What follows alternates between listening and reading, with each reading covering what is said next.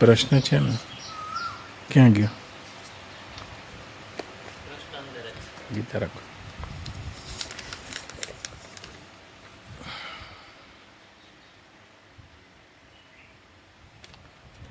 બ્રહ્માનંદમ પરમ સુખદમ કેવલમ જ્ઞાનમૂર્તિ દ્વંદ્વાતીતમ ગગનસિદશમ તત્વમસ્યાદિલક્ષ્યમ એકમ નિત્યમ વિમલમચલમ સર્વદી સાક્ષીભૂતમ ભાવાતીતમ ત્રિગુણરહિતમ સદ્ગુરુ તમ નમામિ વંદે બોધમયમ નિત્યમ ગુરુરશંકરરૂપિણમ યમાશ્રિતોપી વક્રોપી સર્વત્ર વંદ્યતે. મુંડક શ્રુતિના તૃતીય વલ્લીના પ્રથમ મંત્ર દ્વાપર્ણા સયુજા સખાયામ સમાન વૃક્ષમ પરિશસ્વ જાતે. એક વૃક્ષ ઉપર, સમાન વૃક્ષ ઉપર બે પક્ષી છે, એક જુએ છે ને એક પડખાય છે. અને એ મલ્લીના, એ શ્રુતિના તૃતીય વલ્લીના મંત્રને લઈને આપણે તત્વમસીમાં આ વાક્યનો લક્ષ્ય કરી રહ્યા છીએ, સાક્ષાત્કાર કરી રહ્યા છીએ, જેનો આજે 11મો દિવસ છે. પ્રફુલભાઈ માધ્યમ છે, આજે રૂખડનાથજીની હાજરી છે. પૂછાયેલા પ્રશ્નો પણ છે. ધારા થોડી ટ્વિસ્ટ થશે, પણ તમે તમારા ખાતામાં ખતાવજો. પ્રશ્ન હશે તો ઘણું બધું ફરી નહીં કહેવું પડે. મંડાણ કર્યું હોય એટલે પ્રશ્ન પૂછવાની છૂટ છે. જો પ્રશ્ન પૂછ્યો જ ના હોત તો શ્રીમદ ભગવદ્ ગીતા બીજા અધ્યાયમાં પૂરી થઈ ગઈ છે. પ્રશ્ન કર્યો છે. પ્રશ્ન કર્યો એટલે ઘણા બધા પાસાથી ભગવાન બોલ્યા છે. તો પરિપ્રશ્ન થશે, પ્રતિપ્રશ્ન થશે, તો ઘણા બધા નાકાચી રહી જશે અને સાક્ષાત્કારમાં સરળતા રહેશે. મયંકભાઈ જોશીનો કાલે પણ પ્રશ્ન હતો, આજે પણ છે. મૃત્યુનો ડર કેમ લાગે છે અને શું મૃત્યુ આનંદની ઘટના થઈ શકે એમ પૂછ્યું છે. ચાલો, આપણે તત્વમસ્યાદિમાં આ વાક્યનું લક્ષ્ય કરી રહ્યા છીએ. તત એટલે એ ઈશ્વર જે સદા માટે આપણા માટે પરોક્ષ છે, અને ત્વમ એટલે જીવ, આ જીવપણાનો અનુભવ થઈ રહ્યો છે. અને અસી એટલે બંનેનું શુદ્ધ પરિશોધન થયેલું રૂપ, એ અખંડ અદ્વય નિરામય, એ શુદ્ધ બુદ્ધ મુક્ત સચ્ચિદાનંદ ઘન બ્રહ્મ, જેને ઈશ્વર પોતાના હુના રૂપે જાણે છે. એ જીવનું પણ વાસ્તવિક સ્વરૂપ હોવા છતાં કોઈ અજ્ઞાનના આવરણના કારણે એ પોતાના બ્રહ્મ સ્વભાવને જાણતો નથી. અને જાણતો નથી એટલે એ બ્રહ્મના સગુણ નિરાકાર રૂપ ઈશ્વરને પણ જાણતો નથી. એ જ બ્રહ્મ સગુણ સાકાર થઈ જાય તો પણ ઘણો બધો સમય લાગ્યો છે અર્જુનને જાણતા કે આ સ્વયં ભગવાન છે, અનાદિમત પર બ્રહ્મ છે. તો એ બ્રહ્મના આપણે 3 રૂપ છે રૂખડનાથજી.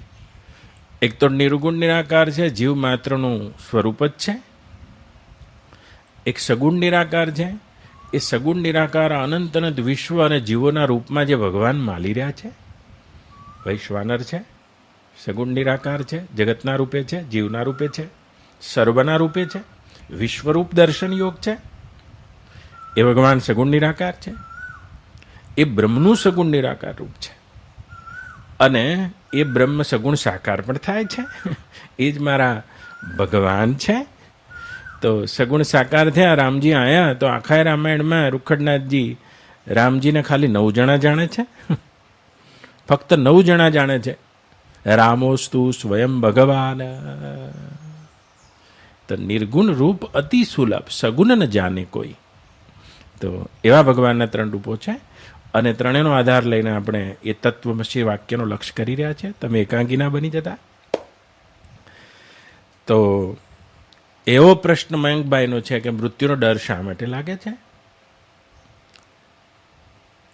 જેમ સમુદ્રમાં, જેમ પાણીમાં સમુદ્ર છે એ રીતે બ્રહ્મા ભગવાન પણ છે, ઈશ્વર પણ છે. અને જેમ સમુદ્રમાં તરંગ છે તેવી રીતે બ્રહ્મમાં એ જીવ પણ છે. સમુદ્રનું જ અભિન્ન અંગ છે અને જલનું જ રૂપ છે.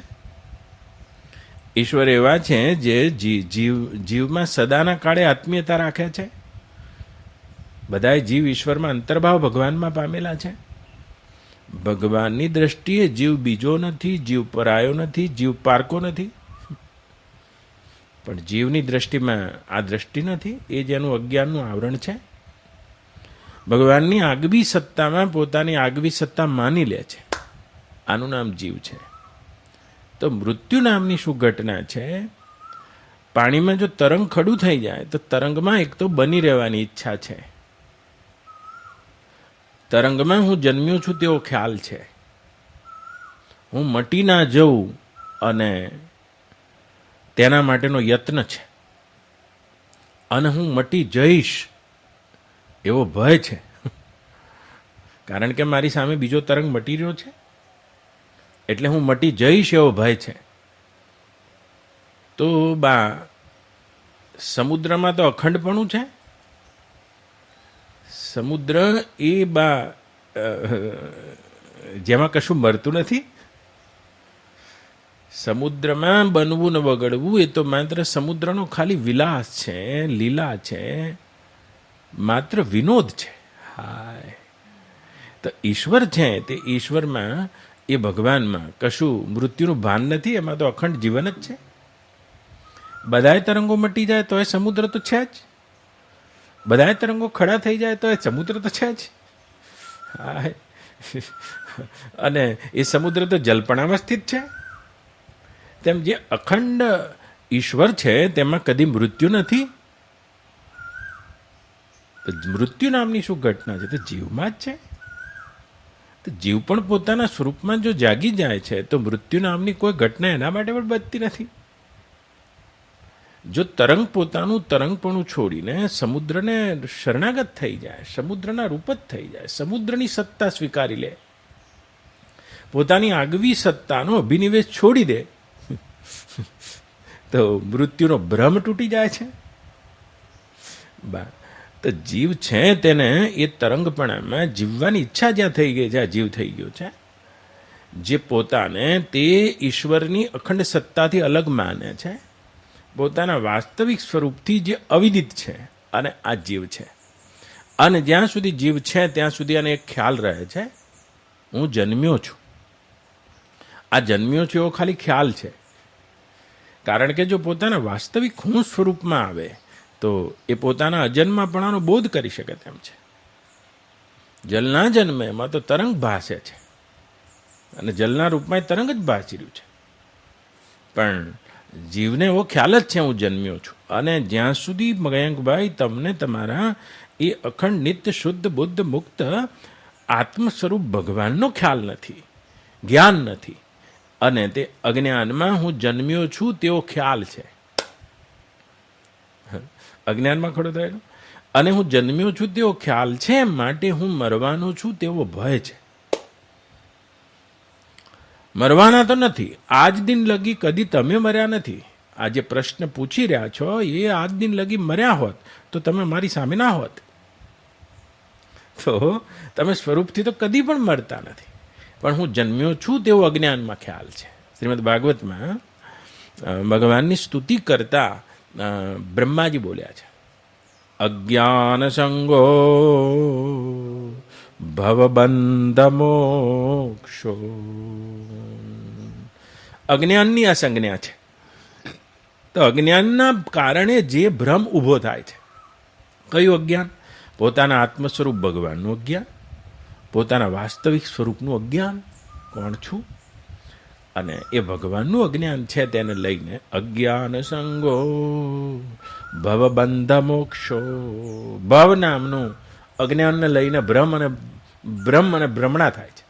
ભવ એટલે વારંવાર જન્મવું, જન્મવું મરવું, જન્મવું મરવું, જન્મવું મરવું ત્યાં સુધી રહેશે જ્યાં સુધી આત્માનું અજ્ઞાન છે, અને ભાન પણ ત્યાં થતું રહેશે. તો વારંવાર ભવ એટલે જન્મવું થવું. અહીં મારી સામે સ્ત્રી થઈને બેઠા છો, પુરુષ થઈને બેઠા છો, સંત થઈને બેઠા છો, સાધુ થઈને બેઠા છો, હજુ પણ આત્માનું અજ્ઞાન થશે તો થયા કરશો. અને થવાનું કારણ અવિદ્યા છે, અને અવિદ્યામાં ખડી થયેલી અલ્પજ્ઞતા છે, અવિદ્યામાં ખડી થયેલી વાસના છે, અને એ અજ્ઞાન છે ત્યાં સુધી આ ભાવ થયો કરશે. તો અજ્ઞાની બીજી શું? તો કે અજ્ઞાન સંગો ભાવ બંધ મોક્ષો, જન્મ મૃત્યુ બંધન મોક્ષ અને ભવ, આ ત્રણ વસ્તુ જીવની ત્યાં સુધી રહ્યા કરશે જ્યાં સુધી એ પોતાના આત્મ સ્વરૂપ ભગવાનનો એનો બોધ થયો નથી. તરંગનું તરંગપણું મટ્યું નથી, જીવનું જીવપણું બાધિત નથી થયું, અને ત્યાં સુધી આ પાંચ વસ્તુ સ્વરૂપના અજ્ઞાનમાં દેખાતી રહેશે. વારંવાર જન્મવું દેખાતું રહેશે, જન્મ દેખાતો રહેશે, મૃત્યુ દેખાતું રહેશે, બંધન દેખાતું રહેશે, અને મોક્ષય મારાથી ક્યાંક જુદી વસ્તુ છે એ દેખાતું રહેશે. અજ્ઞાન તૂટી જશે તો શ્વેતાતર ઉપનિષદ એમ કહે છે નંદુબા કે જેને એ પરમાત્માનું જ્ઞાન થઈ જાય છે. જ્ઞાત્વા દેવ સર્વપાશપહાનિ ચ, શ્વેતાતર ઉપનિષદ કહે છે જ્ઞાત્વા દેવમ, એ પરમાત્માને જે જાણી જાય છે, એ પોતાના આત્મ સ્વરૂપ ભગવાનને, તે બ્રહ્મપદને જે જાણી જાય છે, અને એને શું થાય છે? સર્વપાશ પહાનિ ચ, એ બધાય પાશથી મુક્ત થઈ જાય છે. વેદ કહે છે બીજું શું થાય છે? ક્ષીણમ સર્વક્લેશ, ક્ષીણમ ક્લેશ જન્મ મૃત્યુ પ્રહાણિ, આપણો વેદ કહે છે. તો કે એ આત્મદેવને, એ પરમાત્મા દેવને જાણવાનું ફળ શું?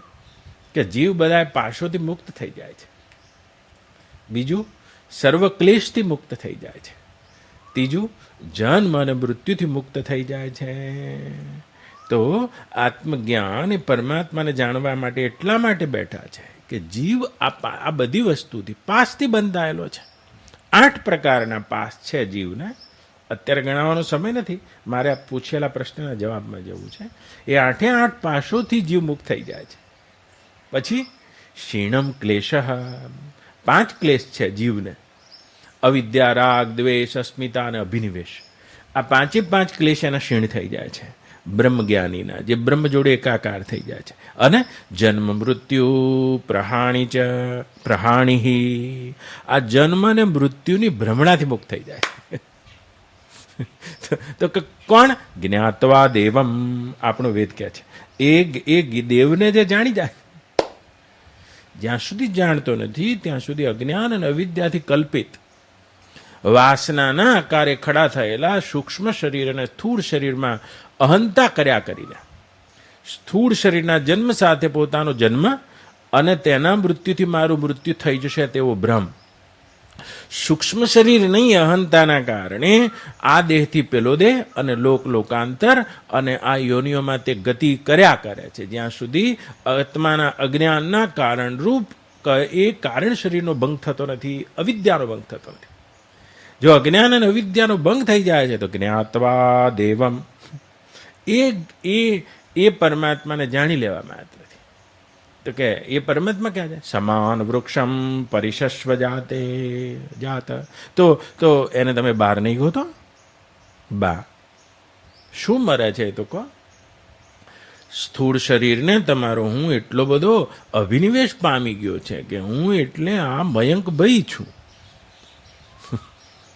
પણ આ શરીર તો તમે ઊંઘવા જાઓ તે વખતે એક એવી અવસ્થા આવે છે જ્યાં તમે સ્વપ્નમાં ખરી પડ્યા એ વખતે સ્થૂળ શરીરનું ભાન તો ભૂલી ગયા છો. અમારા માટે ભલે જીવતા છો, પણ તમારું તો આ શરીર તમે ભૂલી ગયા છો, તોય સ્વપ્નમાં છો. શરીરનું વિસ્મરણ થઈ ગયું ને.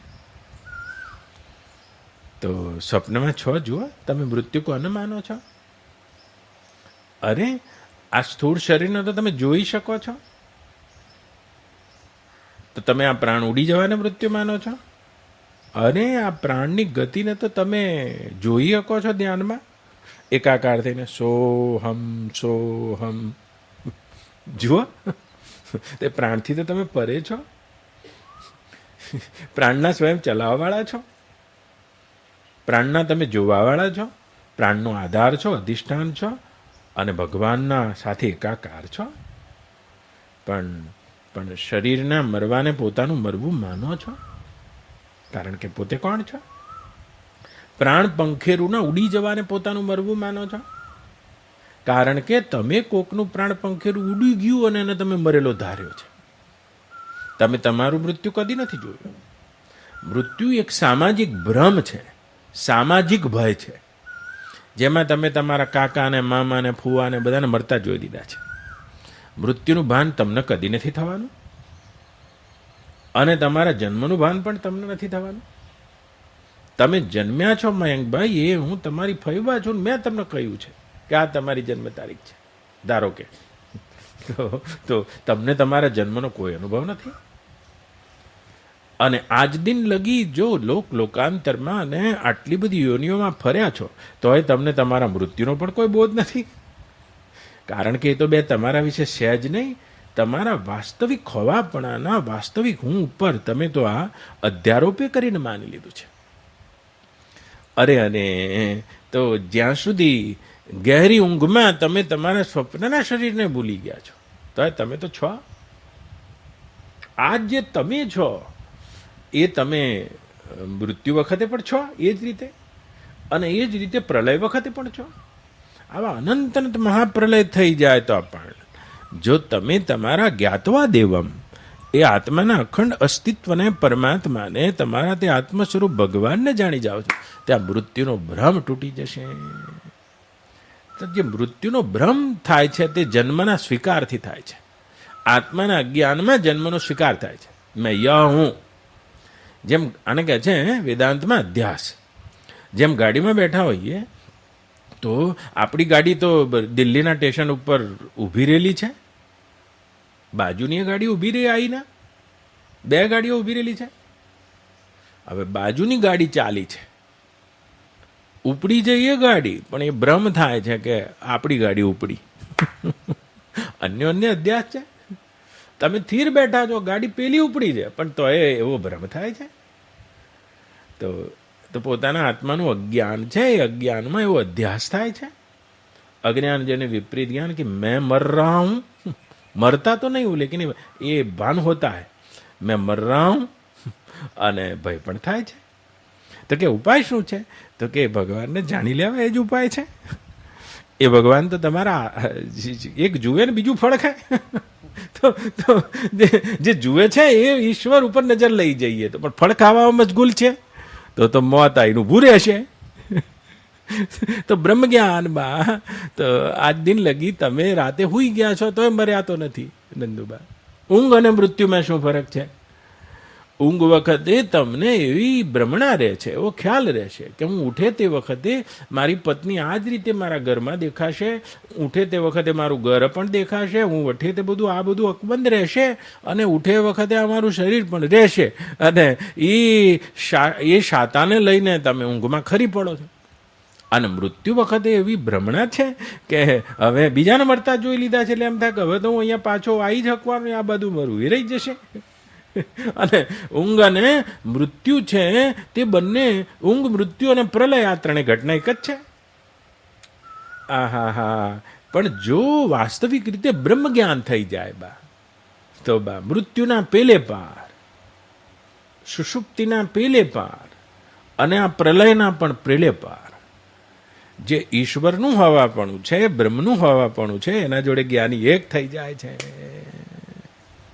મૃત્યુ તો નહીં મટે, પણ મૃત્યુની ભ્રમણા, મૃત્યુનો ભય અને મૃત્યુથી અતિક્રમી જવાની વિદ્યાને બ્રહ્મ વિદ્યા કહે છે.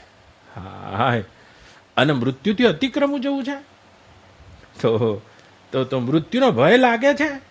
શું તમે મૃત્યુ જોઈ ગયા છો? તો આ ભય લાગે છે અને તમે જોઈ ગયા છો. આ જ ઘટના બ્રહ્મ જ્ઞાનની પ્રાપ્તિ માટે સીડી બની શકે તેમ છે. પણ હજુ મૃત્યુનો ભય લાગે છે, પણ મૃત્યુ જોઈ નહીં ગયા. આપણે નચિકેતા ને મૃત્યુના દેવતા સાથે એના પિતાએ કઠોપનિષદમાં આપી દીધો કે મારી ભૂલ કાઢે છે, મૂર્ખ, જા હું તને મૃત્યુના દેવતાને દાનમાં દઈ દઉં છું, યમરાજને. તો આ તો કવિતા છે દેશના ઋષિની. અને એ ફરતા ફરતા નચિકેતા ગયા 3 દિવસ અને કઠવલ્લીમાં અને મૃત્યુના દેવતા સામે ખડા થયા છે. તો મૃત્યુના દેવતા યમરાજ સ્વયં સાક્ષાત ઈશ્વરનું સગુણ સાકાર રૂપ છે. અને તેવા યમરાજ આપવાને બધું બેઠા. હવે આ કવિતા તો જુઓ, બધું આપવાને બેઠા છે. અને કેટલું કેટલું આપવાને બેઠા છે. કઠવલ્લીમાં લાંબી કેટલી બધી નચિકેતા ઉપર ખુશ થઈ ગયા છે અને એ આપવા બેઠા છે. અને નચિકેતા બધાની ના પાડી જાય છે. એટલે શું બા? મૃત્યુના દેવતાને જે જોઈ ગયા છે, ક્ષણ ક્ષણ બધાને અહીંયા મરતા જોઈ ગયા છે. મૃત્યુના ભયથી મુક્ત થવું હોય તો પહેલા આ મૃત્યુનો તો જોઈ લો. અને મૃત્યુ છે તે બહુ જ મોટી જગાડનારી ઘટના છે. જેમ પરીક્ષિત રાજાને માત્ર મૃત્યુના અવસર મળ્યા છે અને અવસરમાં જાગ્યો છે. શું તમે જાગ્યા છો? ભય તો લાગ્યા કરશે જ્યાં સુધી આ મરવાવાળા શરીરને હું માનો અને મટવાવાળા સંસારને મારો માનો અને એમાં કોઈ પણ આશા અને વાસના જોડેલી છે. અને ત્યાં સુધી મરવાનો ભય લાગ્યા કરશે, મરવાનું ભાન થયા કરશે, વળીથી જન્મ થશે અને આ બધું વેરાઈ જશે. અને આ તો આ મીઠા મીઠા ફળ ખાઈ રહેલા એ જીવરૂપ પક્ષીની નિયતિ છે. પણ કોઈ એવા પક્ષી છે. શું તમે મૃત્યુથી ભય પામનારા મૃત્યુને જોઈ ગયા છો? પરીક્ષિત રાજા જોઈ ગયો તો મૃત્યુને, પણ મૃત્યુને તો જોઈ જ નથી શકાતું. શ્રીમદ મહાભારતમાં યક્ષ પ્રશ્ન પૂછે છે યુધિષ્ઠિરને કે આ છેલ્લા મારા 4 પ્રશ્નોના જવાબ આપી દે અને પછી તું આ પાણી પી લે. એમાંથી પ્રશ્ન કર્યો નંદુબા કે આ જગતમાં મોટામાં મોટું આશ્ચર્ય શું છે, મોટામાં મોટી વાર્તા શું છે અને માર્ગ શું છે? મહાભારત. અને કેટલા બધા પ્રશ્નો છે એમાં. આ જગતની મોટામાં મોટું આશ્ચર્ય શું છે? શું આશ્ચર્ય છે? અરે તમને આ પોતાની રાણી અને મુમતાજ માટે બનાવેલો મહેલ જગતની અજાયબી દેખાય છે. તો તમે હજુ એકડામાં ભણો છો. આ તમને અજાયબી દેખાય છે. આ જેટલા અનંત વિશ્વો છે એને પણ એ પણ એક અજાયબી છે. અરે આ તો ભગવાનનો વિનોદ માત્ર છે. આ જગતમાં આશ્ચર્ય શું છે? તમે આશ્ચર્ય થયું તમને? આ એક તાજમહેલ જોઈને, કુતુબ મિનાર જે આ ભારતનો લૂંટારો આવ્યો છે જોઈને તમને આશ્ચર્ય થઈ ગયું? તમે એફિલ ટાવરને જોઈને આશ્ચર્ય થઈ ગયું? આશ્ચર્ય છે. આ જગતનું મોટામાં મોટું આશ્ચર્ય શું છે? ને આશ્ચર્ય આપણને થયું છે. યુધિષ્ઠિર, તમારા ધર્મના જ્ઞાનથી હું પ્રસન્ન થયો છું. યક્ષ, આ તમારા 4 ભાઈઓ અહીંયા મરેલા પડ્યા છે. તમે મને જવાબ કરો, આ જગતનું મોટામાં મોટું આશ્ચર્ય શું છે? અને જવાબ આપ્યો છે. એક ક્ષણમાં જવાબ આપ્યો. આ જગતનું મોટામાં મોટું આશ્ચર્ય છે પ્રત્યેક વખતે, પ્રત્યેક ક્ષણે અને ક્ષણાર્ધમાં વ્યક્તિ પોતાના માનેલા લોકોને મરતા જોઈ રહ્યો છે. તે છતાં હું જીવતો રહીશ એ આશા અને મને આ કામનાઓથી સુખ મળશે અને તે આશા એની તૂટતી નથી. હે યક્ષ, અને આ જગતનું મોટામાં મોટું આશ્ચર્ય છે. કાલે તમારા જોડે વાતો કરતા હતા અને એમની પાસે કેટલા મિનારા હતા, આજે નહીં. અર્જુન જોઈ ગયો છે. યથા પ્રદીપ્તમ જ્વલનમ પતંગા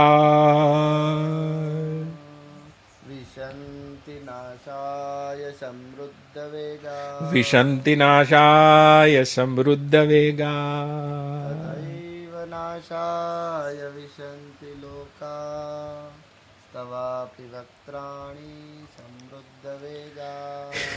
અને આ જગતનું મોટામાં મોટું આશ્ચર્ય રૂખંડનાથ કે પતંગિયાની માફક જેમ પતંગિયા દિવાળમાં પડે, જેમ જેમ લીલા લીલા ઘાસનો આશ્રય કરીને ખાવા બેઠેલા પતંગિયા જંગલમાં અડધી રાતે આગ લાગે છે અને એ બધા પતંગિયા તે આગને આક્રુશ થઈ જાય છે. તો આ બધાને કેટલાને મરતા જોઈ લીધા છે? તમે કેટલાને જોયા છે મયંકભાઈ? ભય લાગે છે, પણ તો એ આશ્ચર્ય છે કે હું મરી જવાનો છું એટલે કે એ મૃત્યુનું દર્શન અહીં થતું નથી. અને જો મૃત્યુનું દર્શન અહીં થાય તો મૃત્યુ દ્વાર બની શકે છે. મૃત્યુ તો સ્વયંમાં દરવાજો છે. એ મૃત્યુના પેલે પાર જવા માટે જો મૃત્યુનો બોધ થાય તો પરીક્ષિત રાજાને થયો છે. એ જ્યારે 7 દિવસ ભાગવતી ધારા નીકળી તે વખતે બધા મોટા મોટા ઋષિઓ પણ કોઈ ખાવા જાય, પીવા જાય, ગંગાનું પાણી પી આવે, પણ આવું બોધ થતો નથી. તે જાણી જોઈ ગયો છે આ જ્વલન પતંગા, આ ચારે બાજુ મંડરાઈ રહેલા મૃત્યુને, અભાવને, અને નચિકેતા જોઈ ગયો છે. એટલે આ બધાની ના પાડે છે કે આ બધું આપીને શું કરું, માગીને શું કરું? અગ જગ જીવ નાગ નર દેવા, નાથ સકલ જગ કાલ કલેવા. આ ઝાડ ઉપર 2 પક્ષી છે, એમાં જીવ નામનું એક પક્ષી છે, તે આ ફળ ખાય છે અને આ બધાને શાશ્વત અને સ્થિર જોઈ પોતાની આસના, પોતાની આશા, પોતાની વાસના, પોતાની કલ્પના અને પોતાની કલ્પનાનો સંસાર ખડો કરીને આને જોવા પ્રયત્ન કરે છે. આ જીવરૂપી પક્ષી છે. શું છે અહીંયા? અગ જગ જીવ નાગ નર દેવા, નાથ સકલ જગ કાલ કલેવા. મૃત્યુથી ભય પામવો હોય તો આ એ બ્રહ્મ વિદ્યા છે જે તમને મૃત્યુથી અતિક્રમીને એ મૃત્યુના પેલી બાજુ પહોંચાડી શકે છે. મૃત્યુ દ્વાર બની શકે જો મૃત્યુનો બોધ થાય તો. પણ મૃત્યુનો બોધ નથી. આ કેટલું મોટું, આજ મોટી વાર્તા, આજ મોટું આશ્ચર્ય છે. તો અને વાર્તા શું છે? એક જ લીટીની વાર્તા છે રૂખંડનાથજી મહાભારતમાં. ભૂતાની પચંતી કાલા ઇતિ વાર્તા. બસ મારે માટે આ એક જ વાર્તા છે. યુધિષ્ઠિર કહે છે કે આ કાળ આ બધા પ્રાણીઓને રોજ પકવીને ખાઈ રહ્યો છે. આ મોટા મોટી વાર્તા, આનાથી મોટી કઈ વાર્તા છે? પણ તે છતાંય કાળ જ્યાં સુધી દેખાય નહીં ત્યાં સુધી કાળના પેલી બાજુ કેવી રીતે જવાશે? મૃત્યુ આપણને દેખાયું નથી માં, તો મૃત્યુ તો મંગલમય બની જાય જો જ્ઞાતવા દેવમ. તમે અર્જુનની માફક એને જોઈ લો તો પોતાનું તરંગપણું છોડી દે તો મૃત્યુનો ભ્રમે તૂટી જશે અને મૃત્યુ મંગલમય ઉત્સવ થઈ જશે. અરે એવું માગું મોત હરી હું તો, એવું માગું મોત. અહીં વાર્તા સાંભળવા ભેગા એ રોજ સવારે 8:30 પેટ્રોલ બાળો છો. આવો ને મૃત્યુના પેલી બાજુ, પ્રલયના પેલી બાજુ આવો એ ઈશ્વર રૂપી જોનાર પક્ષીના પેલી બાજુ જે તમારું બ્રહ્મ અસ્તિત્વ છે તેમાં ઘર કરી લો બા. અને એનું ઘર થઈ જાય તો એવું મોત જોઈએ છે બા કે જે મર્યા પછી ફરી જન્મ ના રહે, મૃત્યુનો ભય ના રહે, મૃત્યુનો ભ્રમ ના રહે. આ વિશ્વરૂપ દર્શનના અંતે અર્જુનને આ જ થયું છે બા. તો તમને પણ થઈ શકે. આ થયું હોત ને તે થયું હોત, જો પેલું થયું હોત.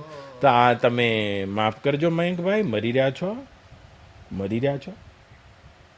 તો આવો પ્રશ્ન રહી જાય. આ થયું હોત ને તે થયું હોત, જો પેલું થયું હોત. અંત સમયે ઓતરડાની, અંત સમયે ઓતરડાની, હોય ન ગોતા ગોત, હોય ન ગોતા ગોત, હરી હું એવું માગું. કરસનદાસ માણેક ગઈ સદીના એટલા ગુજરાતી ભાષાના મૂર્ધન્ય સાહિત્યકાર રેવખડનાજી, લાહોરના બ્રાહ્મણતા સૌ બહુ મોટા કીર્તનકાર, ભાગવત મહાભારત પર અધિકાર કહેવાતો. અને શું કહે છે જુઓ તો ખરા, કેવા કેવા ઋષિઓ થયા છે આ દેશમાં, નંદુમાં આપણી વચ્ચેથી ખડા થઈ જતા રહ્યા છે. આ થયું હોત અને તે થયું હોત, જો પેલું થયું હોત, અંત સમય આ ઓતરડાની હોત અને ગોતા ગોત. તો જીવદશામાં મરી જશો તો બધું તો છૂટી જશે, પણ વાસના રહી જાય છે. બધું તો છૂટી ગયું છે બા, પણ આવા પ્રશ્નો રહી ગયા છે. જો આ થયું હોત ને પેલું થયું હોત, તો અર્જુન તો જોઈ રહ્યો છે કઈ થઈ રહ્યું છે. જો કુછ હુઆ થા, એ ભગવાન એ પણ તમારામાં છે ને તમારા રૂપ છે. જે થઈ રહ્યું છે એ પણ તમારામાં છે ને તમારા રૂપ છે. અને આગળ કંઈ થવાનું છે તો એ પણ તમારામાં છે ને તમારા રૂપ છે. આ પ્રશ્ન જ બ્રહ્મજ્ઞાનીનો સમાપ્ત થઈ જાય છે. આ થયું હોત અને તે થયું, અને જીવદશામાં મરીશું તો આ જ થવાનું બા. રાજા થઈને મરીએ કે ભિખારી થઈને, આ પ્રશ્ન રહી જશે. અંત સમયે ઓતરડાની, અંત સમયે હોય ન ગોતા ગો, હોય ન ગોતા ગોત હરી હું એવું માગું. અને આવો નંદુમાં તો શું કહે છે, કાયા કણી કણીથી પ્રગટે એક જ શાંતિ સરોદ, એક જ શાંતિ સરોદ. કાયાની કણી કણીએથી પ્રગટે એક જ શાંતિ સરોદ. રૂખડનાથજી આપણા ઋષિઓ બોલાવે છે જો, ઓમ શાંતિ શાંતિ શાંતિ. તો બા આ સ્થૂળ શરીરમાં વિશ્વ અભિમાનીની શાંતિ, સૂક્ષ્મ શરીરમાં તેજસ અભિમાનીની શાંતિ, કારણ શરીરમાં પ્રાજ્ઞ અભિમાની રૂપ જીવની શાંતિ, અને તુર્ય બ્રહ્મમાં જાગ્યા અને શાંતિ કહે છે બા. કાયાની કણી કણીથી પ્રગટે એક જ શાંતિ સરોદ. અને એ બ્રહ્મજ્ઞાની તો પોતાના તુર્ય આત્મ સ્વભાવમાં જાગ્યો છે, બાકીના ત્રણેયની શાંતિ થઈ ગઈ છે. એને ખબર છે હું ક્યાં મરું છું, ક્યાં મરું છું, એવી એને બોધ છે. જેની પોતાની એ લઘુ અહંતા તે ભગવાન સાથે એકાકાર થઈને લીન થઈ ગઈ છે, બ્રહ્મ સાથે એકાકાર થઈને બોધપણા. એક જ શાંતિ સરો. મરતી વખતે આ એ મૃત્યુ મંગલમય બને છે જો એ શાંતિ સરોદ, મહામૌન, મહાશાંતિ અને મહાજાગૃતતામાં જ્ઞાનવાનું શરીર એ રીતે છૂટે છે જે રીતે પાકા વેલા ઉપરથી ચીભડું ખરી પડે છે. ઉર્વા રૂકમેવ વંદનાત મૃત્યોર મોક્ષ્ય મામૃતાત. ઉર્વા એટલે તડબું ચીબડું, અને પાકું ચીબડું જેમ વેલા ઉપરથી આમ આંગળી અડાડતા અડાડતા તો ખરી પડે. એક જ શાંતિ સરોદ. જો જે રખે પડે પાતળું કદીએ, જો જે રખે પડે પાતળું કદીએ, આતમ કે રૂકપો, આતમ કે રૂપોત હરિયું એવું માગું. પહેલાના જમાનામાં કપડાં લેવા જાય તો આવા નંદુબા જેવા કંઈક ઓરવા જતા હોય ને, કાપડ લેવા, એ સાડીના વેપારી બેઠા, તો ઓરવા આવે ને તો આવા બા જેવા માજી આવે. પછી વેપારી હોય ને બધી સાડીઓ બતાવે, નોકર બતાવે, પછી નોકરથી હાથમાં ના આવે માજી, એ શેઠ આવે. એને ખબર છે કે હવે આ માજી આવ્યા છે, સાડીઓ મારી લીધા વગર નહીં દે. કારણ કે માજી હોય ને બા, એ ડિઝાઇન ના જોવે, પોત જોવે, કાપડ જોવે. અને આવી નવી નવી વહુ હોય ને બા, એ ડિઝાઇન જોઈ જોઈને હાડીઓ લેતી આવે. એમાં ડિઝાઇન જોઈને જે હાડીઓ લાવ્યો હોય ને બા, કલર હવારમાં એટલો મોટો રેલો થઈને આમ ઉતરી જાય બા, આમ સામેવાળાના ઘેર જાય ધોતા ધોતા પથરા ઉપરથી કલર ઉતરે બા, અને કલરે 2 દાડે જતું રહે ને પોતે આમ ગાભા જેવું થઈ જાય. પણ અમુક કાપડ એવા હોય, આવા માજી હોય કાં તો આવા વેપારી હોય, એને ખબર હોય ડિઝાઇન ઉતરી જાય પણ પોત એવું ને એવું રહે. એટલે ઋષિ કહે છે કે એ મારું આત્મનું પોત કદી પણ પાતળું પડે ને એવું મોત હું માગું છું. આ શરીરના નામ રૂપ અને આ જેટલી પણ માયાની આકૃતિ છે એ બધી ઉપરથી ખસતી જાય તો પણ મારા આત્માના પોત ઉપર મારી સ્થિતિ રહે અને એવું મને મોત મળે એવું માગું. ધનવન વિણતા ગિરિવર ચડતા તરતા સરિતા સ્ત્રોત. એ નહીં ગાવું. શ્વાસની અંતિમ શ્વાસ લગી અંતિમ શ્વાસ લગી આત્મની અવિચર ચલવું ગો અવિચર ચલવું ગો. અંતિમ શ્વાસ સુધી આત્માની અવિતત ગોત ચલતો અવિગત ચલવું ગો. ઓત પ્રોત હોઉં આપની ઓત પ્રોત હું આપ મહી જ્યારે ઉડે આ પ્રાણ કપોત ઉડે આ પ્રાણ કપોત હરિયું એવું માગું. ઓતપ્રોત હરી હું આપમાં જ્યારે ઉડે આ પ્રાણ કપોત અને આ પ્રાણ પંખેર ઉડી જાય ને હું આપમાં ઓતપ્રોત હોઉં. આ મહામૃત્યુ છે, મંગલ મૃત્યુ છે અને જ્ઞાનીનું મહામૃત્યુ. બાકી તો અજ્ઞાની તો મરવા થકી મળતો નથી. વાસાંસી જીર્ણાની યથા વિહાય અને વારંવાર પોતાની વાસનાના આધારે ઘર બદલ્યા કરે છે. તો મોતનો ભય પામે છે પણ પાછો દેખાઈ ગયું છે મોત ગડપણમાં દેખાય છે. ફાટ ફાટ યુવાની હોય અને તે વખતે વાસના જોર મારી રહી હોય અને તે વખતે એક સ્વપ્ન અવસ્થા ઘેરી હોય છે આ શરીરમાં. વાસનાના પ્રોજેક્શનને લઈને ભવિષ્યમાં સ્વપ્ન દેખાય છે. આવો બની જાય, આવો બની જાય, આવો બની જાય, આ ભોગવી લે, આ લઈ લે, આવું ઘર બનાવી દે, આટલા રૂપિયા બનાવી દે. યુવાની ફાટ ફાટ છે અને યુવાનીમાં એક એવી સંમોહન, એવી સ્વપ્ન અવસ્થા છે કે જે વાસના યુક્ત વૃત્તિ અને તે સપનામાં જોવા મશગુલ છે. યુવાનીમાં મોતની ખબર જ નથી અને યુવાનીમાં મોત દેખાઈ જાય જેમ બુદ્ધને દેખાઈ ગયું છે.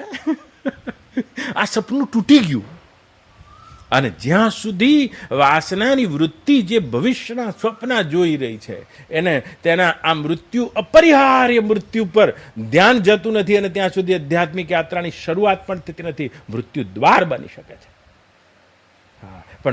પણ એ મહત્વકાંક્ષાઓના અધ્યારોપમાં મહત્વકાંક્ષાઓ તો એની રહી, વાસના તો જીવને એની રહે છે પણ એ વાસનાને પૂરી કરવા માટે શરીરની અવસ્થાને લઈને કોઈ ભવિષ્ય દેખાતું નથી અને ત્યાં મૃત્યુ પ્રત્યક્ષ પણ થાય છે અને મૃત્યુનો ભય પણ થાય છે. હા, પણ જો કોઈ પણ અમારા ભરતુહરી બોલ્યા છે, શરીરમાં જ્યાં સુધી રોગ ઘેરી વળ્યા નથી, ઇન્દ્રિયોમાં જ્યાં સુધી શક્તિ છે અને જ્યાં સુધી આ દેહમાં ભવિષ્ય દેખાય છે અને ત્યાં સુધી જે પોતાનું આત્માનું કલ્યાણ કરી લે એમ કે છે ભરતુહરી. તો પછી તો જેમ જેમ નજીક મોતના આવશો ત્યારે મૃત્યુ નજીક નથી આવ્યું એના પહેલા જે વિચારી લે છે. તો એવા કોઈ છે જે હાલ મૃત્યુ જોઈ ગયા છે કોઈ? હા, એની આગળની બધી વાસનાના રંગથી દેખાતા વાસનાના રંગ વડે દેખાતા પ્રોજેક્શન જે પણ કંઈ પોતાના તરફથી પ્રોજેક્ટ કરીને દેખાયું છે આગળ, આ બધો ભવિષ્યકાળ ખરી પડે છે, હાલ વર્તમાનમાં આવી જાય, જેને મોતનો બોધ થાય છે. શું મેળવી શકો છો? શું સાબિત કરી શકો છો? અહીં શું લઈ શકો છો? મૃત્યુ જગાડનારી ઘટના છે. મૃત્યુથી ભય ના પામો, પણ મૃત્યુથી જાગી જાઓ. આ મૃત્યુ જે આજુબાજુ મૃત્યુ કરી રહ્યું છે, આવડા નચિકેતાને જગાડી દીધો છે. યમરાજ જે લિસ્ટ આપ્યું છે, એ લિસ્ટ જેટલું પણ નચિકેતાને કહી રહ્યા છે લઈને પાછો ફરવો જોઈતો હતો આદમી, પણ ફરતો નથી, આજુબાજુમાં મોત જોઈ ગયો છે. અને એટલા માટે એ આત્મજ્ઞાનની માગણી કરે છે કઠવલ્લીમાં કે તમે આ મૃત્યુથી પણ પેલે પાર જવાની કોઈ વિદ્યા હોય તો હે યમરાજ મને બતાવો. આ બધું આપીને મને લલચાવવા પ્રયત્ન ના કરશો.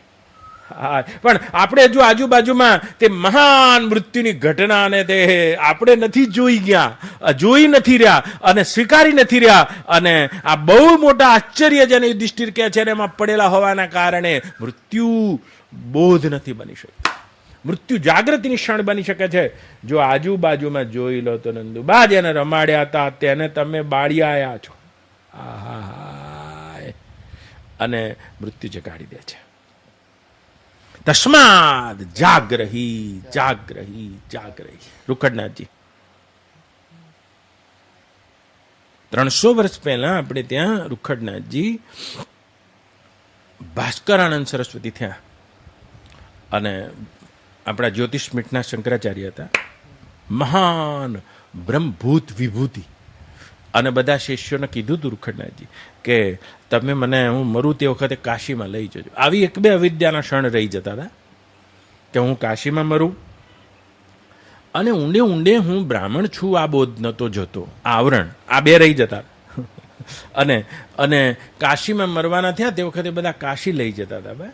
એમાં પછી શરીરમાં છેલ્લી અવસ્થા આવી ગઈ ને કાશી આવવામાં થોડી વાર હશે અને શરીર કહેવાય છે પડવાનું થયું. બધા શિષ્યોને કીધું કે મને પાણી આપો, પાણી આપો, પાણી આપો. પાણી માગ્યું. તો પાણી લેવા જાય તો ક્યાં આગળ હજુ ગંગાજી થોડા દૂર હતા, એમાં બાજુમાં એક અંત્ય જ હતો ચાંડાળ, અને ચાંડાળ દોડતો આવ્યો કે ગુરુવર લો આ પાણી, આ પાણી. હવે મરી જવું હતું પણ આમ પાણી આપવા જાય, અને મનમાં શોભ થઈ ગયો કે અરે ચાંડાળનું પાણી.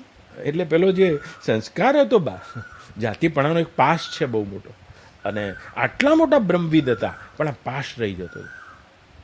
આ મોઢું બગડી દીધું પાણી વગર, અને તે ચંડાળ ઉપર મોઢું બગાડ્યું. બસ આટલી અવિદ્યાના કારણે બીજા જન્મમાં આ બનેલી બિલકુલ સત્ય ઘટના કહું છું.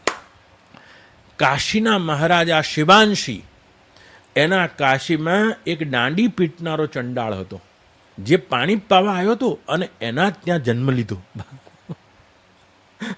અને આવી જન્મની તો બહુ મોટી ગતિ છે. ગહનો કર્મણા ગતિ. અને આટલા મોટા મહાપુરુષ હતા પણ કોઈનો જન્મ કાંઈ કરેલું નિષ્ફળ જાય છે? કરેલું કદી નહીં. સૃષ્ટિનામ શ્રીમંતાનામ ગેહ યોગ ભ્રષ્ટો અભિજાયતે. આ તો જન્મથી જ આવરણ ભંગ હતો. જન્મ્યા તે વખતથી જ પણ ચાંડાળના ઘેર જન્મ્યા છે. હા, તો શું કરે નંદુબા, બિલકુલ જળ ભરતની માફક મૌન રહેતા હતા. બન્યું એવું 18 વર્ષની ઉંમર થઈ ગઈ, બોલતા જ નથી, મૂંગા, અને બોલતા જ નથી બિલકુલ. અને પોતાની બ્રાહ્મ્ય સ્થિતિમાં જેમ છઠ્ઠી સ્થિતિમાં પ્રફુલ્લભાઈ કોઈ એવા જ્ઞાની પુરુષો છઠ્ઠીમાં માલતા હોય એ રીતે રહેતા હતા. બધાને ગમતા બહુ ઘરમાં. અને ચાંડાળ રોજ દાંડી લઈને કાશીના દરબારમાં નીકળે. બધા કાશી ઊંઘી ગયા હોય, અને તે વખતે ચોરોનો ત્રાસ, અને તે વખતે આવા દાંડીવાળા નિમેલા હતા જે 5-6 સૈનિકો અને આ દાંડીવાળા નીકળે. એક પ્રહરતા જાય એટલે 9 વાગે દાંડી વગાડે, જાગતા રહેજો. પછી 12 વાગે જાગતા રહેજો.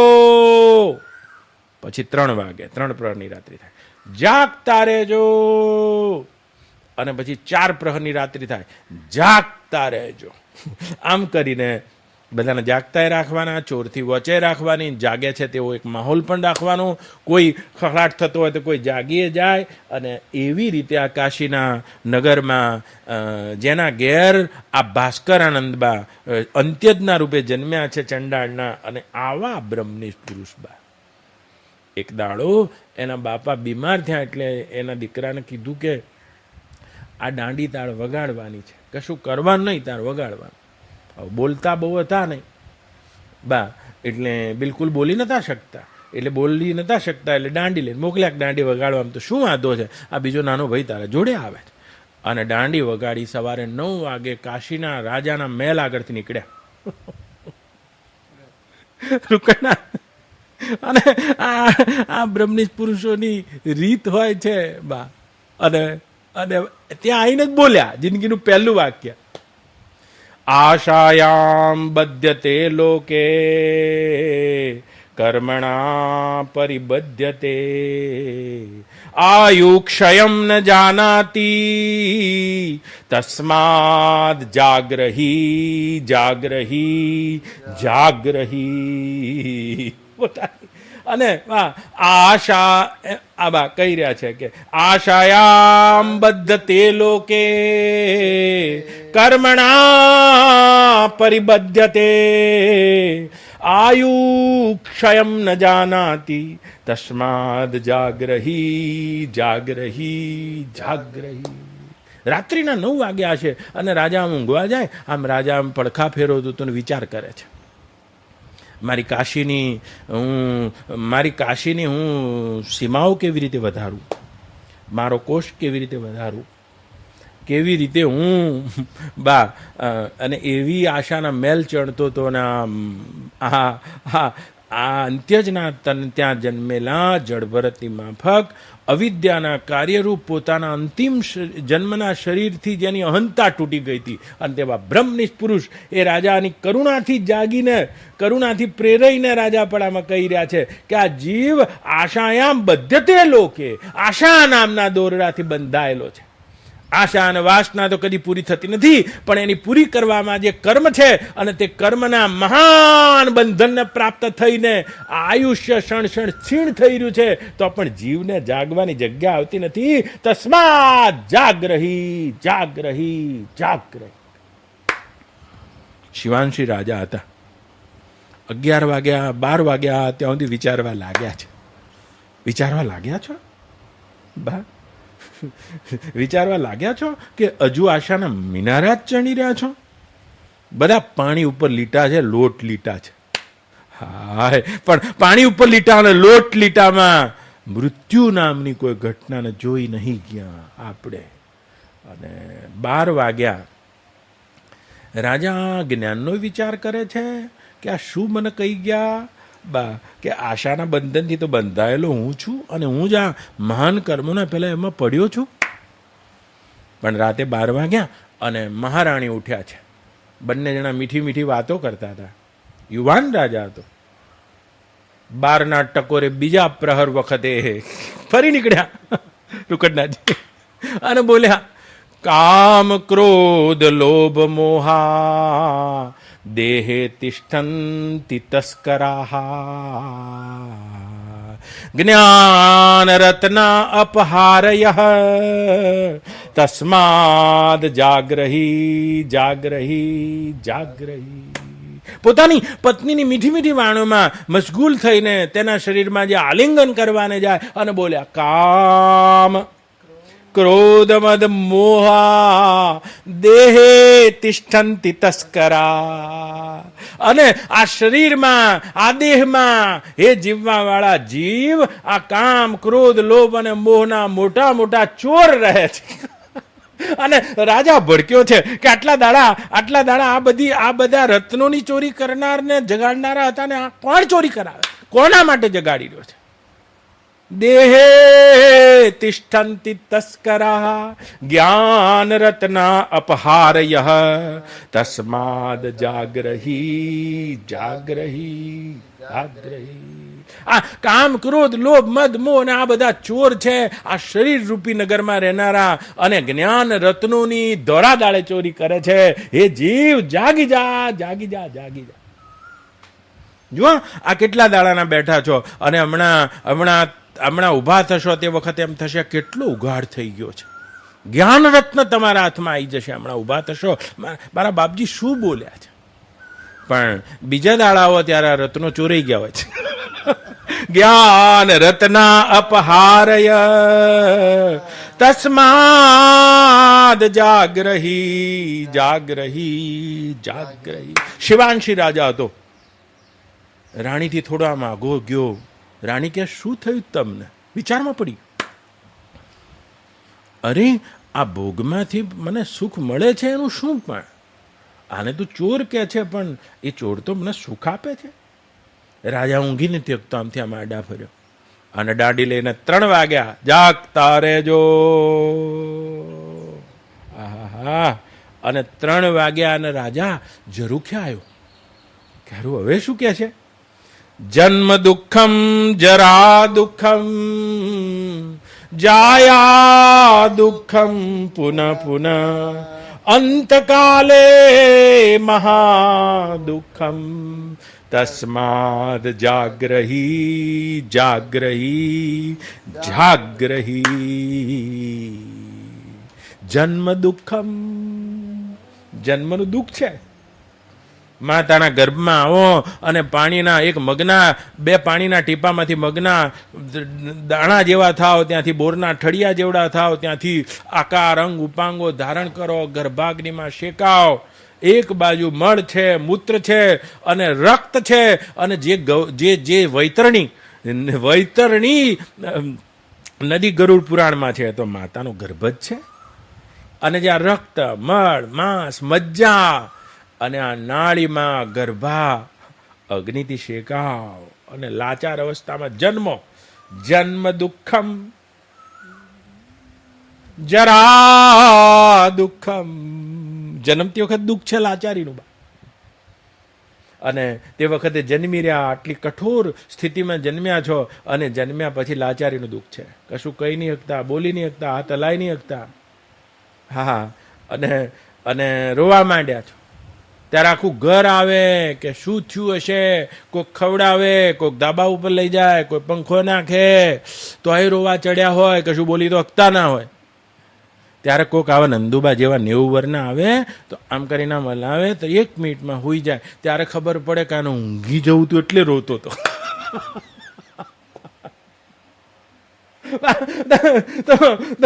ઊંઘવું હોય તે વખતે બધા ખવડાવે અને ખાવું હોય વખતે બધા ઊંઘાડે. આ જન્મનું લાચારીનું દુઃખ છે.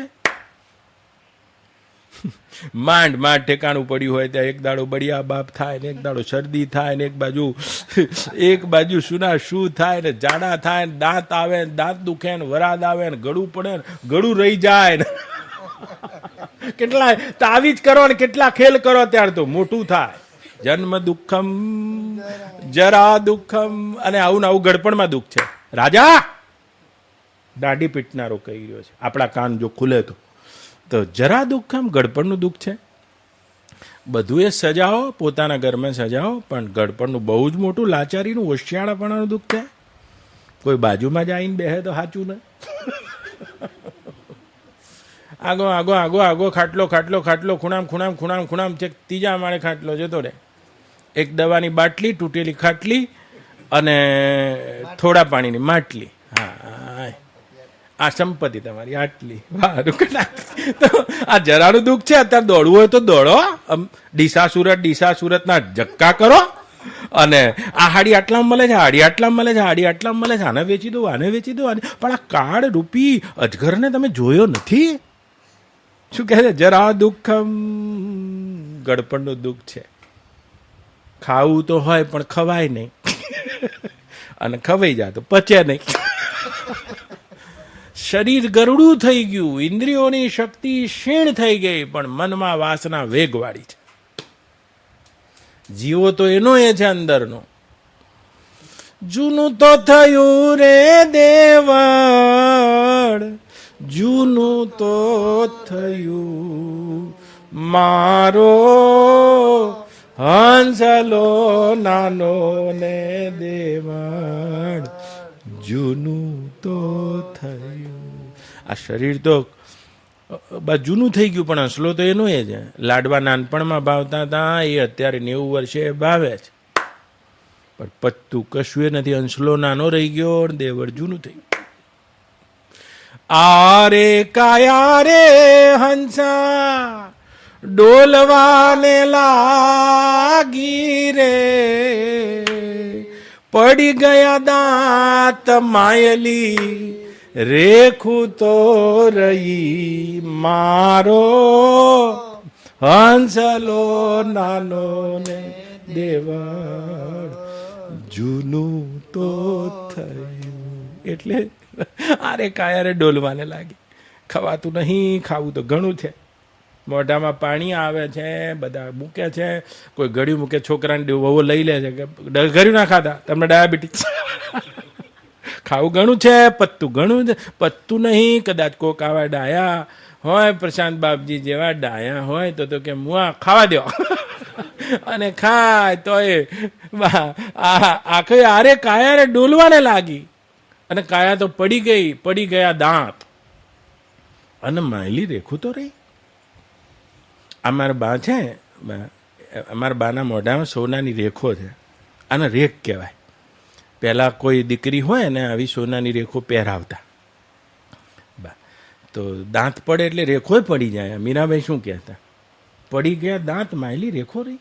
એ હું બા આ મીરા છે એટલે શું હારી પડી ગયા દાંત ને માયલી રેખો રહી. ઇન્દ્રિયો શિથિલ થઈ ગઈ, પક્કડ વૃત્તિ છૂટી ગઈ, વિષયોની જે દંત વૃત્તિ છે આ છૂટી ગઈ, શરીરે પડી ગયું. પણ ચિત્તમાં એ વાસના અને એને ભોગવવાની જે વાસનાની રેખાઓ છે તે ચિત્તમાં અંકિત રહી ગઈ. મરી ગયો તો પડી ગયા દાંત માયલી, રેખો તો રહી. દાંત તો ગયા જન્મમાં, શરીર તો ગયા જન્મમાં છોડીને આયા છો, પણ એ જે વાસનાની રેખાઓ છે એ આ જન્મમાં લઈને આયા છો. જાયા દુઃખમ પુના પુના. વારંવાર પાછું જન્મવા અને મરવાનું દુઃખ છે. અંતકાલે મહાદુઃખમ તસ્માત જાગ્રહી જાગ્રહી જાગ્રહી. અવિદ્યાના એ આધારે જે આ શરીરને હું માને છે, આ મટવાવાળા સંસારને જે મારો માને છે, અહંતાના મમતાના દ્રઢ દોરડાથી જે બંધાયેલો છે, અંતકાલે મહાદુઃખમ. એક વાળ માથાનો ખેંચું તો કેવું થાય છે? તો આ 72,000 નાડીઓ તૂટતી હશે. અંતકાલે એક તો શરીરની પીડા, બીજું જેના વગર ઘડી ચાલતું નહોતું એ પત્નીને મૂકીને જવાની પીડા, મારા પછી આ છોકરા બધા રૂપિયાનું શું કરશે એ પીડા, અને અહીંથી ગયા પછી મને આગળનો જન્મ કયો મળશે પાછો એ પીડા. અંતકાલે મહાદુઃખમ તસ્માદ જાગ્રહી જાગ્રહી જાગ્રહી. સવાર થઈ ગયું, આમ 5 વાગ્યાનો નિયમ થઈ ગયો. સોના કુંડીઓમાં મહારાણી પાણી ભરી લાયા, તાંબા કુંડીઓમાં ગુલાબજળ છાંટ્યું છે. અને રાજા આમ જેવો નાવા જાય અને છેલ્લો પ્રહર હતો, દાંડીવાળો આવ્યો. હાય હાય હાય, છેલ્લા પ્રહર. ઐશ્વર્ય સ્વપ્ન સંકાંશ યૌવન કુસુમોપમા ક્ષીણમ ચલમ આયુષ્યમ તસ્માદ જાગ્રહી જાગ્રહી જાગ્રહી. ઐશ્વર્યમ સ્વપ્ન સંકાંશ. આ બધો જેટલો પણ વૈભવ છે એ સ્વપ્ન સંકાંશ છે. જેવી રીતે સપનું આવ્યું છે તેવો છે, સ્વપ્નવત છે. યૌવનો કુસુમોપમા. અને યૌવન તો આ કુસુમ ફૂલ જેવું છે. આ દિલીપભાઈ લઈને આયા એ વખતે કેવું હતું, બાજુ તો કલાક જ થયો છે. યૌવનો કુસુમોપમા. મુરઝાતા એક ક્ષણ લાગશે. ક્ષીણમ ચલમાયુષ્ય. આ ચલ થયેલું આયુષ્ય ક્ષણ ક્ષણ ક્ષીણ થઈ રહ્યું છે. તસ્માદ જાગ્રહી જાગ્રહી જાગ્રહી. અને રાજા નાયો ને સીધો જે દાંડી પીટનાર હતો અને એના ઘેર ગયો ત્યારે બિલકુલ બા એ ભાઈને જોયો આદમીને અને એના બાપાને, એ છોકરાને, અને રીતસર પગે લાગ્યો રાજન. અરે કાલે દાંડી પીટનામાં હે મહાત્મન તમે બોલી રહ્યા હતા? આ દાંડી પીટનાના વેશમાં આપ કોણ છો મને કહો. પેલો થરથર કાપવા માંડ્યો કે મારા છોકરાથી કંઈક ભૂલ થઈ લાગે છે, માફ કરી દેજો, મારી ભૂલ થઈ ગઈ છે, દાંડી પીટવામાં હું નહોતો મહારાજ, પણ મેં મારા દીકરાને મોકલ્યો તો, એની કોઈ પણ ભૂલ હોય તો હું ક્ષમા માગું. તું નહોતો? કે ના, હું નહીં, મારો દીકરો હતો. તો તારા દીકરાના મને દર્શન કરાય. રાજા થરથર કાપવા માંડ્યો. 19 વર્ષના દીકરાને બોલાય ત્યાં આંખોમાં બ્રહ્મ વિદ્યાનું તેજ ઝળકીયું છે. આ અંત્ય જ ચાંડાળના વેશમાં હે મહાત્મન આપ કોણ છો? કાશીનો શિવાંશી રાજા આપને દંડવત પ્રણામ કરે છે. મહાત્મન રાજન, પૂર્વે અહમ ભાસ્કર આનંદ મુનિ. પણ મારા મનમાં કાશીમાં મરવું અને મારા બ્રાહ્મણપણાનું, જાતિપણાના અભિમાનનું એક શેષ આવરણ રહી જતું હોવાના કારણે હું આ ગતિને પામ્યો છું. વાગતા ઢોલે કાશીના રાજા બા લઈ ગયા છે. મહારાજ આ 4 શ્લોક મને ફરી કહો. આશાહી બદ્યતે લોકે કર્મણા પરિબદ્યતે આયુ ક્ષયમ ન જાનંતી તસ્માદ જાગ્રહી જાગ્રહી. અને આયુનો ક્ષણ ક્ષય થઈ રહ્યો છે, 1 કલાક ઓછો થઈ ગયો છે. તમે કોને મૃત્યુ કહો છો? મૃત્યુ તો એક દાડો નહીં ઘટી રહ્યું, અત્યારે હાલ ઘટી રહ્યું છે. આયુ ક્ષણમ ન જાનંતી તસ્માદ જાગ્રહી જાગ્રહી. અને એવી જાગૃતિ આવે છે, એના આશાના બંધન ક્ષીણ ને ઢીલા પડે છે, કર્મના બંધન ક્ષીણ ને ઢીલા પડે છે. એવા જાગૃત પુરુષ માટે મૃત્યુનો બોધ મૃત્યુના પેલે પાર જવા માટે કારણ બને છે. મહાત્મન બીજા પોરે તમે મને શું કહ્યું હતું? કામ ક્રોધ લોભ મોહ દેહે તષ્ઠંતિ તસ્કરા. આ મોટા મોટા ચોર છે. જ્ઞાન રત્ના અપહારયા તસ્માદ જાગ્રહી જાગ્રહી. માટે જાગતા રહેવું જોઈએ. એ જી ચેલા જાગતા નર ગાજ્યા ન જાય, કહેવત એમ કે છે રે, જોજે ડોલું ના ખઈ રે જવા, ચોફેર ચોર રે છે રે. જ્ઞાનના રત્નો તો મળે છે, પણ એ બધા જ્ઞાન રત્નાય અપહારયા તસ્માદ જાગ્રહી જાગ્રહી જાગ્રહી. ત્રીજા પોરે તમે મને શું કીધું ગુરુવાર? જન્મ દુઃખમ જરા દુઃખમ જાયા પુનઃ પુનઃ અંતકાલે મહાદુઃખમ તસ્માદ જાગ્રહી જાગ્રહી જાગ્રહી. પણ બા સુખની ભોગવટામાં દુઃખની આ મહાન પરંપરાને અને છુપાયેલા દુઃખને જે જોઈ જાય છે, જાગી જાય છે. ત્રીજા પરમાં, ચોથા પરમાં શું બોલ્યા? ઐશ્ચર્ય સ્વપ્ન સંકાંશ યૌવન કુસુમોપમા. આ જેટલો પણ વૈભવ છે સ્વપ્નવાદ છે. આ મળ્યું, આ સંયોગ થયો, આ વિયોગ થયો, એવો ગયા, એ મિલ ગયા, કેટલું બધું સુખ મળ્યું છે. ઐશ્વર્યમ સ્વપ્ન સંકાશ અને યૌવનમ કુસુમોપમા. આ યૌવન તો એક ગુલાબના ફૂલ જેવું છે, ખાલી મુરઝાતાને શું વાર લાગે.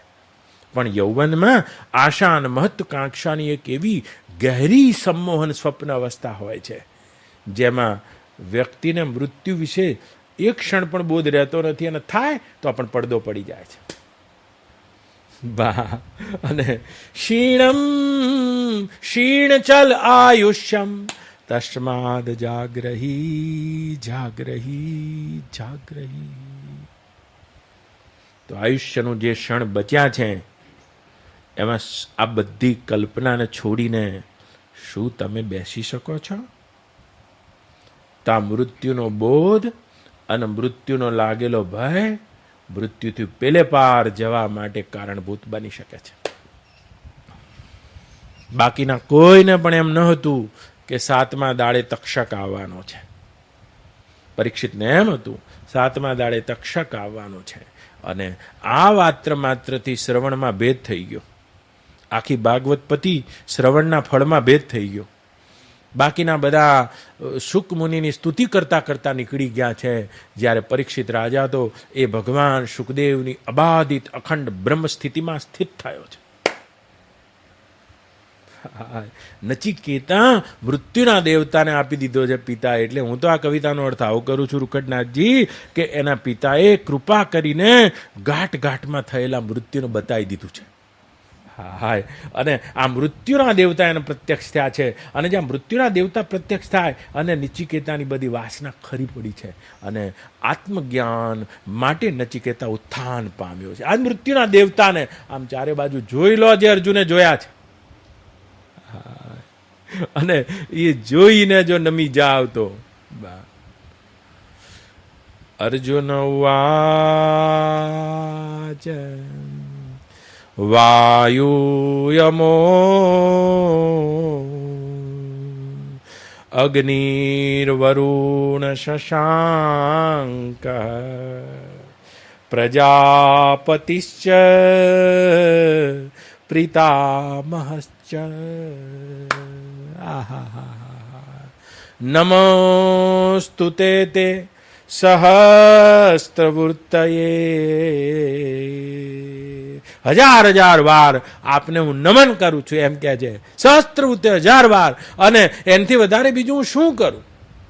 આ મૃત્યુના અખંડ તાંડવના પાછળ તે મૃત્યુના પણ કારણ રૂપ અજર અમર અવિનાશી ઈશ્વર એ અખંડ આપને હું જોઈ રહ્યો છું અને જોઈ ગયો છું. આપના વિનોદમાં સર્જાતા અને આપણી લીલામાં સર્જાતા ઉત્પત્તિ સ્થિતિ અને લઈને તો હે આદિ પુરુષ નારાયણ, આપની હું એકમાત્ર વિનોદની ચેષ્ટા કરી રહ્યો છું. અહીંયા મૃત્યુ શું છે? મૃત્યુ નામની કોઈ ઘટના છે તો મૃત્યુને પણ હું આપના રૂપ જ જોઈ રહ્યો છું. મૃત્યુના રૂપમાં પણ હું આપને જ જોઈ રહ્યો છું. થોડી વાર પહેલા જ્યારે આપે મને કહ્યું કે સર્વ હની લેનાઓમાં મૃત્યુ હું છું, મૃત્યુના રૂપમાં પણ આપનું જ અભિનંદન છે હું કરી રહ્યો છું અને જન્મના રૂપમાં પણ અભિનંદન કરી રહ્યો છું. શું નદી દરિયામાં જવાથી સમાપ્ત થઈ જાય છે? કદાપી નહીં. એ તો પોતાની અખંડતામાં પ્રવેશ પામી જાય છે. મરવા છતાં પણ આપને મારા આત્મા સ્વરૂપ જાણીને હું એ નદી જેમ દરિયામાં પ્રવેશી જાય અને તે રીતે મારી અખંડતામાં પ્રવેશી રહ્યો છું. અને કેટલા મહર્ષિઓ કલ્યાણ સ્વસ્તિ વાચન કરતા કરતા હે મૃત્યુના દેવતા, હે મૃત્યુના અધિષ્ઠાન રૂપ, આપે કરુણા કરીને આપની અખંડતામાં જ મને ઉત્પત્તિ સ્થિતિ અને લય બતાવી દીધા છે. આપની અખંડતામાં મેં ઉત્પત્તિ સ્થિતિ અને લયને જોયો છે. માટે આપની અખંડતામાં આ ઉત્પત્તિ સ્થિતિ અને લય તો આપની કેવળ લીલા, વિનોદ અને મોજ માત્ર છે. જે આપને જાણે છે પોતાના આત્મ સ્વરૂપે, અને તેવા પુરુષો મૃત્યુનું અભિનંદન કરે છે. જીવન તેમના માટે ઉત્સવ છે, કારણ કે અહીંયા સર્વના રૂપમાં આપ છો. નમો પુરસ્તાદ પૃઠસ્તમ. નમો પુરસ્તાદ, હું તમને આગળથી નમસ્કાર કરું છું. નમો પૃઠસ્તાદ, હું તમને પાછળથી નમસ્કાર કરું છું. આગળથી પાછળથી નમો પુરસ્તાદ નમ પૃઠસ્ત. આપને પાછળથી નમસ્કાર કરું છું વારંવાર. નમોસ્તુતે સર્વતએવ સર્વ. નમોસ્તુતે તૈ સર્વતએવ સર્વ. અને આ સર્વ થઈને સર્વના રૂપે ઝળકી રહેલા હું તમને ફરીથી નમસ્કાર કરું. આગળથી નમસ્કાર, પાછળથી નમસ્કાર. નમો પુરસ્તાદ. તદપૃષ્ઠસ્તે નમોસ્તુતે સર્વત સર્વ સર્વ. અનંત વીર્ય મિત વિક્રમસ્ત્વમ અનંત વીર્ય અમિત વિક્રમસ્તવમ સમાપ્નોષિ તતોષિ સર્વઃ સર્વમ સમાપ્નોષિ તતોષિ સર્વ. શું કહે છે રૂકડનાથ કે હું તમને આગળથી નમસ્કાર કરું છું, પાછળથી નમસ્કાર કરું છું. બા આગળથી નમસ્કાર કરું, પાછળથી નમસ્કાર, હું વારંવાર સર્વરૂપ થઈને, સર્વના અધિષ્ઠાન થઈને, સર્વરૂપે વિરસી રહેલા હે આદિનારાયણ તમને નમસ્કાર કરું છું. અને તમારું જે અનંત વીર્ય પરાક્રમ અને અમિત પરાક્રમ છે તેને લઈને આપ બધામાં વ્યાપી રહેલા, સર્વરૂપ થયેલા અને સર્વથી અતીત તેવા હે આદ્ય પુરુષ નારાયણ હું આપને નમસ્કાર કરું છું. અને નમસ્કાર કરવાનો અર્થ છે બા એ નમન કરી જવું, નમ્રતાથી કરી જવું અને પોતાની અહંતા મમતાને પોતાના એ પરમાત્માના રૂપમાં ફેંકીને વિલીન થઈ જવાને નમસ્કાર કે સખેતિ મતવા પ્રસભમ યદુક્તમ હે કૃષ્ણ હે યાદવ હે સખેતી અજાનતા મહિમાનમ તવેદમ મયા પ્રમાદાય પ્રણયેન વાપી. તરંગ ગુમ થઈ ગયું બા સમુદ્રની અખંડતામાં. જીવ ગુમ થઈ જાય છે બ્રહ્મ જ્ઞાન વખતે બા. શું મરે બા, હમ ના મરી હે મરી હે સંસારા. અને આ મૃત્યુથી અતિક્રમી જવાની વિદ્યાને યોગીઓ તે તત્વમાં પ્રવેશી જાય છે અને મૃત્યુથી પેલી બાજુ જતા રહે છે.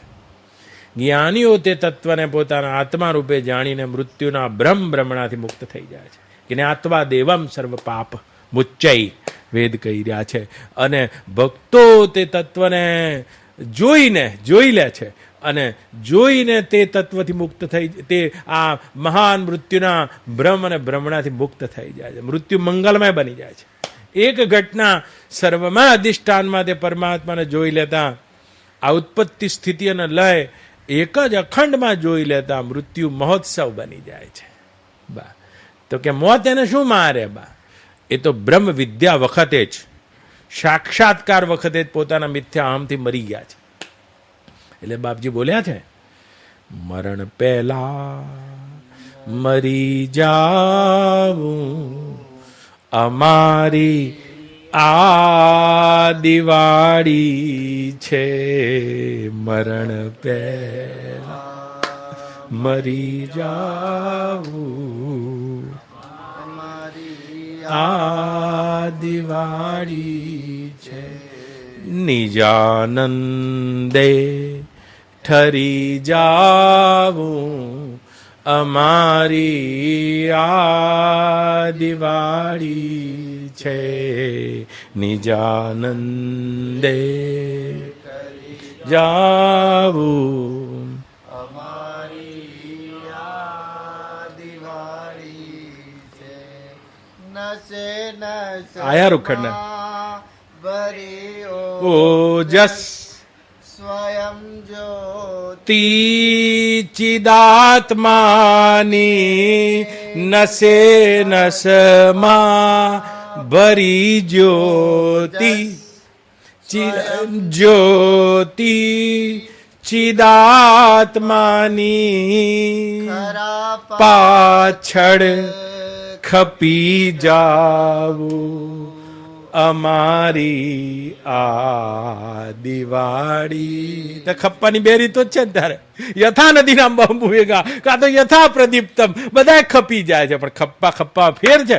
ખરા પાછળ ખપી જાવું અમારી. તો મોત આવે તો તમને છોડાવે, મોત છોડાવવાનું કામ કરે, પણ છોડીને જ બેઠા હોય હું છોડાવે. મોત આવે ને ઊંઘમાંથી ઉઠાડે પણ ઉઠીને જ બેઠા હોય ને હું બા એને કરે. મોત આવે તો ક્યાંક લઈ જાય પણ આવવા જવાનો ભ્રમ જ જેમ મટાડી ચૂક્યા હોય ને મોત શું કરે. ખરા પાછળ ખપી જાવું અમારી આ દિવાળી મરણ પહેલા મરી જા. તો મરવું હોય તો રોજ આવજો. અહીં કશું અહીંયા કશું મળશે નહીં, ખપી જવું હોય તો આવજો.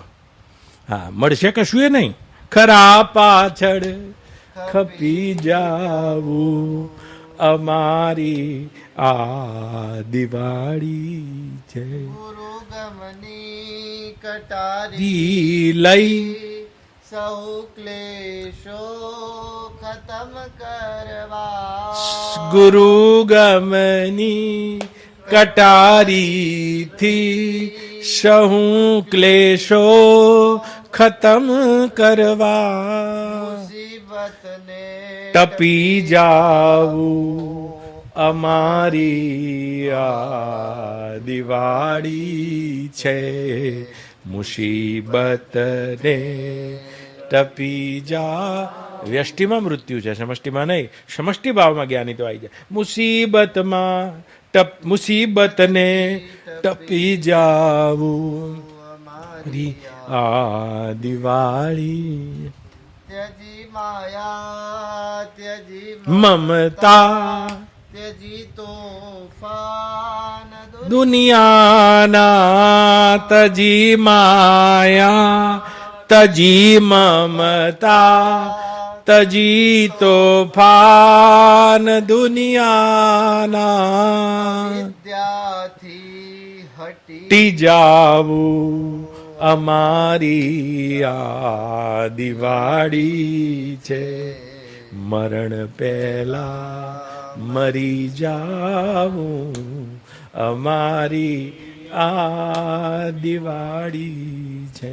ચડાવી પ્રેમ એમની પ્યાલી ગગનમાં ઘૂમતો શંકર ચડાવી પ્રેમની પ્યાલી ગગનમાં ઘૂમતો શંકર સદા માટે મટી જાવું અમારી આ દિવાળી. સદા માટે મટી જવું. આખો માર્ગ મટવાનો છે, બનવાનો નહીં.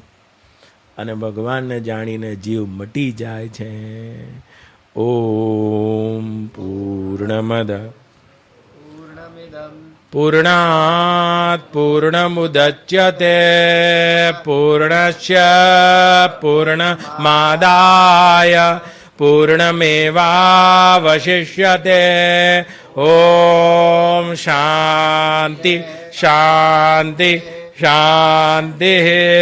હરિ ઓમ. શ્રી ગુરુભ્યો નમઃ. હરિ ઓમ.